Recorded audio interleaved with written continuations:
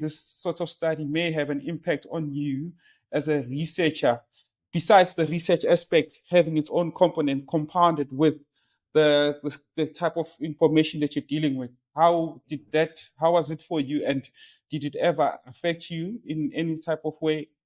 Did you go to the psychologist again, or you okay after the study? So I was at the end. My supervisor suggested I took.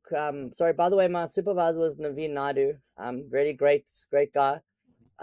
He at the end kind of suggested that I take a step back and just try and work through it. After this, it was definitely going to be a lot of stress.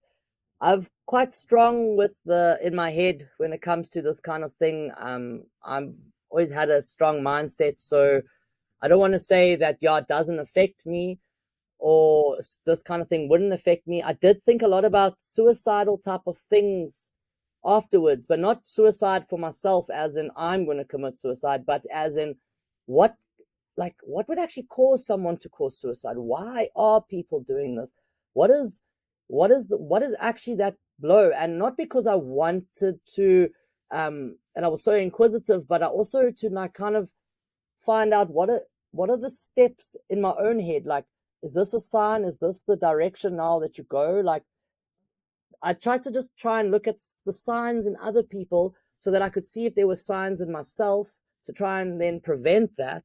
But in the same time, what's really affected me more than this whole kind of topic is the amount of time I spent behind the computer doing this thesis.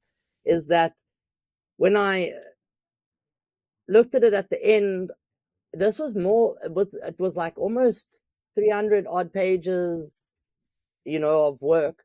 It was quite big. It was like PhD type of work. And it's mentally blocked me a little bit for PhD, whereas I'm now battling to sit and do PhD work, whereas I'm getting like this post-traumatic stress because I don't want to sit behind the computer for so long, like masters. And like every time I get there, I'm like, oh no, not that again. But so that's what that part of the thing has kind of taken a little bit of a toll on me. But the mental aspect of it, it's actually made me more aware. I'm more aware to other people's problems. I'm more aware to social problems. I'm more aware when I speak to patients and I listen to them. Because, at the end of the day, people don't really need a psychologist. They just need someone to talk to, just someone to listen to.